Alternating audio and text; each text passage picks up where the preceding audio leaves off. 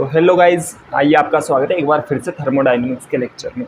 देखो यहाँ पे इसके लगभग सारे टॉपिक हो गए थे। कार्नो साइकिल वाला मैंने लास्ट में करवाया था, कार्नो इंजन करवा दिया। अभी इसमें एक तो आपका एसी रेफ्रिजरेटर बचा है, एक एंट्रोपी करवा दूंगा मैं जस्ट इसके नेक्स्ट वाले स्लाइड में थोड़ा सा, और फ्री एक्सपेंशन वाला होगा जो गैसेज का फ्री एक्सपेंशन होता है, क्योंकि उसमें नीट उसके ऊपर नीट में क्वेश्चन आ रखा है।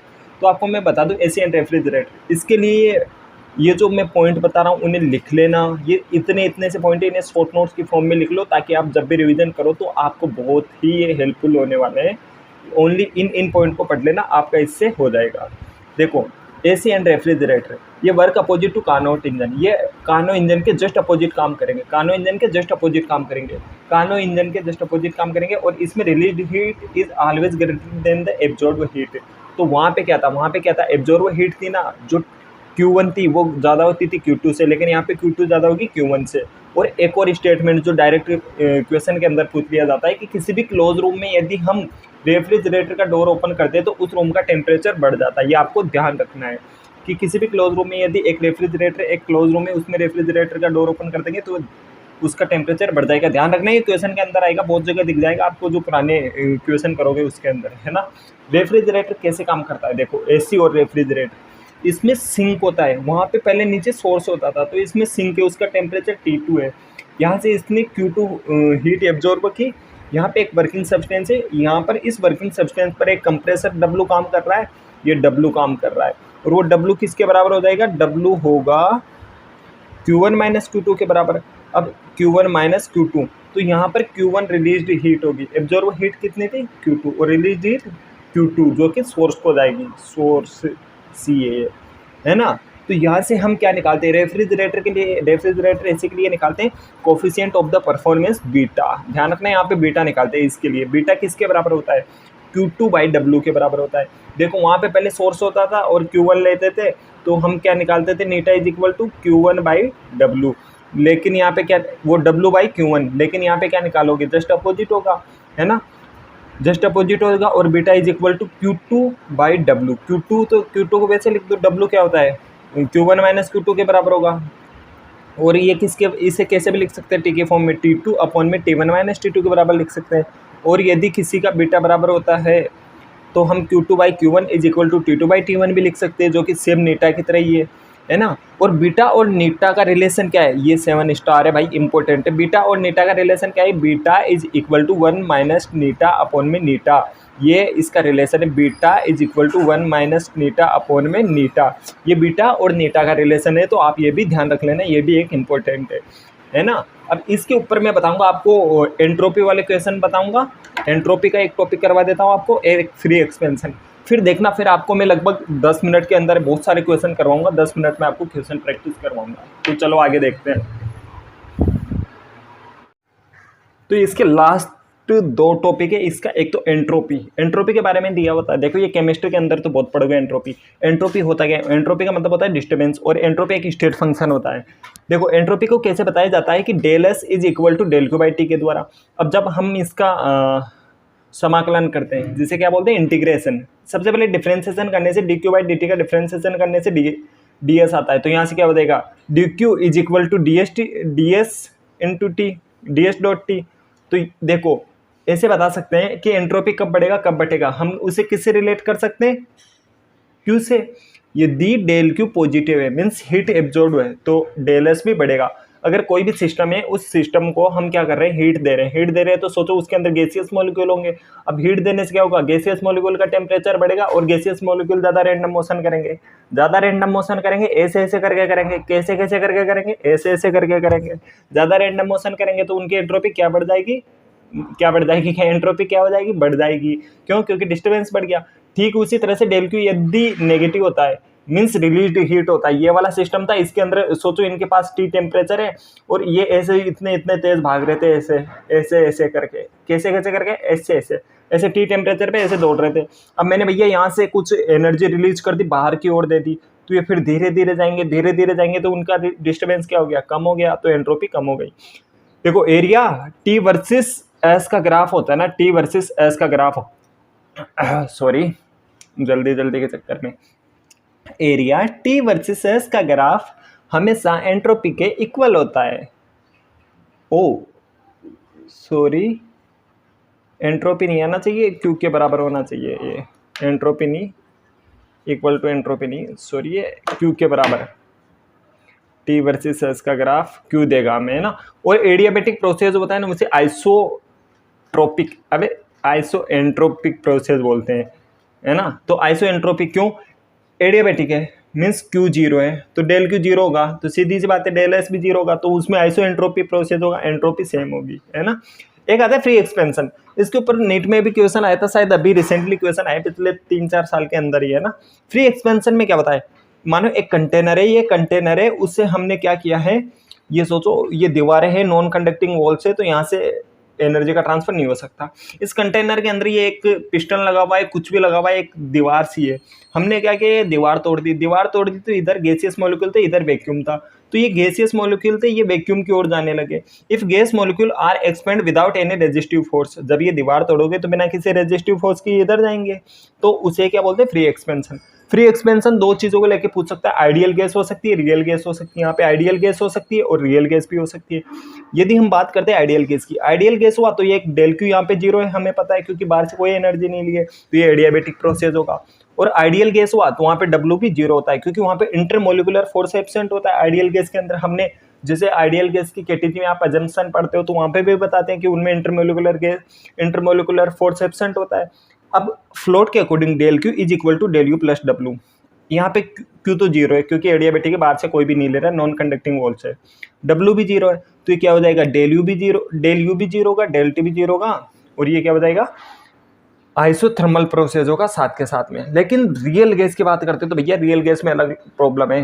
रियल गैस में हमें पता है कि एडियाबेटिक है, बाहर से कोई एनर्जी नहीं ली, ये तो हम मानते हैं, लेकिन यहाँ पे डब्ल्यू होता है क्योंकि उसमें इंटरमोलिकुलर फोर्स एब्सेंट होता है। रियल गैस होती है उनके लिए कुछ ना कुछ, उनके जो मोलिक्यूल होते हैं वो बड़े बड़े होते हैं थोड़े से, है ना, और मोलिक्यूल बड़े बड़े होते हैं तो उनमें क्या होता है, फोर्स ऑफ अट्रैक्शन होता है, तो वहाँ पे क्या होता है, डब्ल्यू प्रेजेंट होता है, इंटरमोलिकुलर फोर्स प्रेजेंट होता है ना। तो del Q is equal to del U plus W, यहाँ से डेल क्यू तो जीरो, लेकिन del U is equal del U plus W, क्योंकि यहाँ पे डब्ल्यू जीरो नहीं है क्योंकि कुछ ना कुछ इंटरमोलिकुलर फोर्स प्रेजेंट है, तो del U is not equal to zero.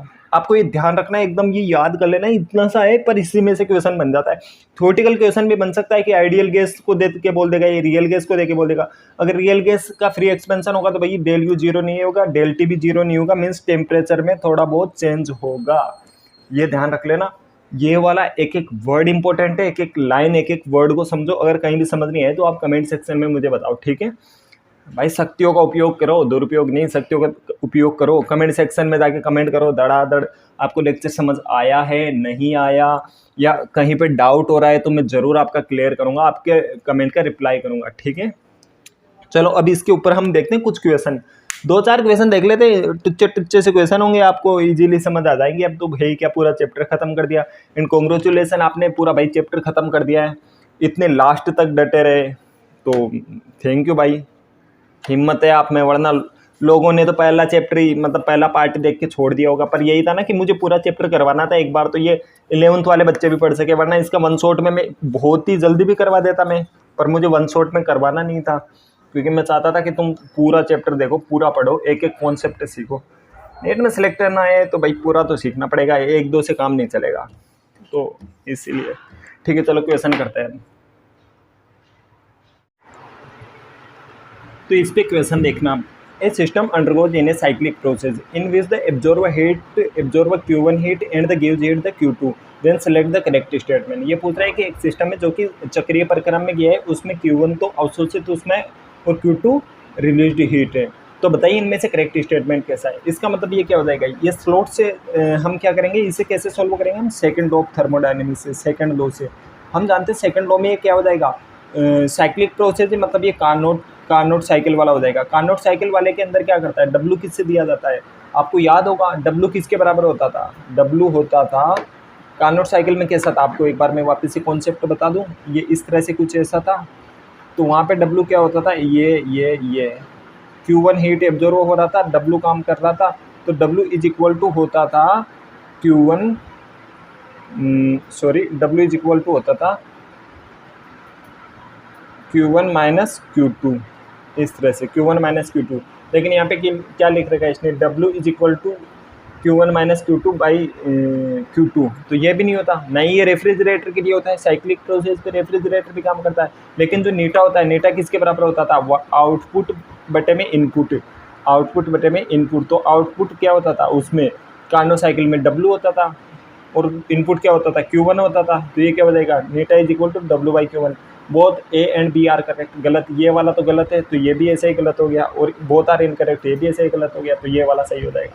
देखो, Carnot engine eta is 50%। Sink temperature दे दिया तो calculate the source temperature.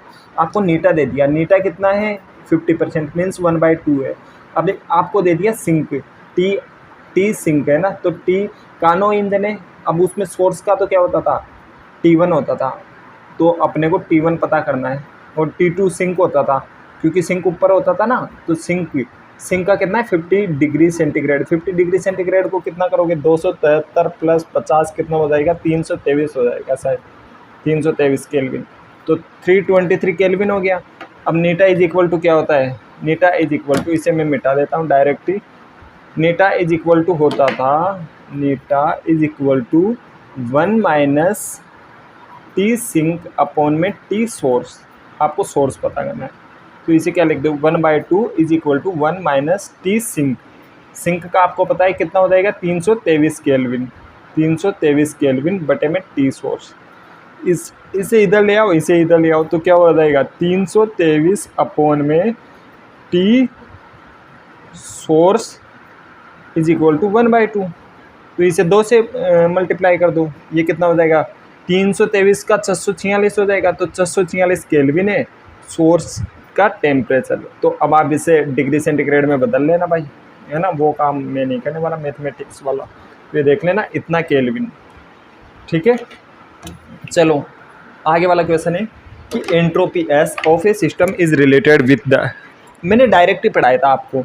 Entropy क्या होती है? एस से डिनोट करते हैं, D del S is equal to del Q by T के बराबर होता है। और एंट्रोपी क्या होता है? ये डिस्टर्बेंस को बताता है, डिस्टर्बेंस को बताता है। तो बहुत ईजी है, इसने डायरेक्ट स्टेटमेंट में पूछा है। वॉल्यूम ऑफ द सिस्टम, नहीं भाई। प्रेशर ऑफ द सिस्टम को बताता है, नहीं भाई। रिलेटेड किससे होता है? नन ऑफ द अबाउ, ये तो बता ही नहीं सकती जब तक फर्स्ट को चेक नहीं करेंगे। Disorder of the molecular motion of the system, बिल्कुल चाहिए। डिस्टर्बेंस को बताता है, डिसऑर्डर को बताता है, तो ये वाला आंसर हो जाएगा। इसमें कुछ भी नहीं करता आपको, जैसे कि क्या करेगा, इसका बेसिक फंडा बता देता हूँ मैं आपको। जैसे स्लॉट के अंदर क्या करता है, सेकंड लॉ ऑफ थर्मोडायनेमिक्स में क्या करता है, यदि आपको वो रेफ्रिजरेटर दे दे, कार्नो इंजन दे दे, कुछ भी दे दे, कुछ भी दे दे, आपको क्या करेगा वो? नीटा दे देगा। नीटा देगा, या तो नीटा आपसे पूछेगा। अब आपको पता है नीटा यदि आपसे पूछेगा तो इसमें T1 T2 ये क्वेश्चन के अंदर दिए होंगे, ये दोनों दिए होंगे, तो आपसे नीटा पूछ लेगा। कई बार वो क्या करता है, डायरेक्ट नीटा T1 और T2 तो दे देगा, ये सब तो क्या करेगा? क्वेश्चन में होगा, लेकिन वो W की वैल्यू भी क्वेश्चन में दे देगा। फिर आपसे Q1 पूछ सकता है, वो W भी क्या होगा? क्वेश्चन में होगा। फिर वो Q1 भी पूछ सकता है कि Q1 कितनी थी। कई बार आपसे Q1 दे के Q2 भी पूछ लेगा। तो ये सारे रिलेशन खुद से आने चाहिए, आप उसका फॉर्मूला याद कर लो तो आपको हो जाएगा। और रही बात बाकी के क्वेश्चंस की, तो बाकी के क्वेश्चन के लिए मैं एक क्वेश्चन सीरीज लाऊंगा, उसमें मैं इसी चैप्टर के क्वेश्चन करवाऊंगा। हमने कर दिया है भाई आज, कॉन्ग्रेचुलेसन, हमने ख़त्म कर दिया है थर्मोडायनेमिक्स। और इसके मैं नोट्स प्रोवाइड करवा रहा हूँ मेरे टेलीग्राम चैनल पे, तो आप टेलीग्राम चैनल से अगर जुड़े हुए नहीं है तो टेलीग्राम से जुड़ जाइए, ठीक है। थर्मोडायनेमिक्स के जैसे मैंने करवाए उसी सेम फॉर्म में आपको मैं नोट्स करवा दूंगा, वहाँ पे प्रोवाइड करवा दूंगा। अब हम पढ़ेंगे थर्मोडायनेमिक्स के बाद में थर्मोमेट्रिक कैलोरीमेट्रिक। थर्मोमेट्रिक कैलोरीमेट्रिक कितने टाइम का है? आधे घंटे में हो जाएगा थर्मोमेट्रिक और कैलोरीमेट्रिक, एक क्वेश्चन हो जाएगा, एक भी क्वेश्चन नहीं छूटेगा थर्मोमेट्री और कैलोरीमेट्री का। तो ये वाला भी देख लेना, थर्मोमेट्री और कैलोरीमेट्री। फिर इसके बाद में हम देखेंगे या तो हम केटीजी पढ़ेंगे या फिर mode of the heat transfer वाला वो चैप्टर वो पढ़ेंगे, है ना। तो ये देखते हैं। ओके चलो, थैंक यू। और चैनल को लाइक कीजिए, वीडियो को लाइक कीजिए, चैनल को सब्सक्राइब कर लीजिए, आपके ज़रूर हेल्प आएगा भाई। और बायो भी देख के जाइए, इसमें मैंने बायो की प्लेलिस्ट में कुछ वीडियोस बना रखी है, तो बायो भी बहुत अच्छे से एनसीईआरटी की एक लाइन एक्सप्लेन की है मैंने, तो आपको ज़रूर समझ में आएगी, तो आप बायो भी देख के जाना। Okay, thank you.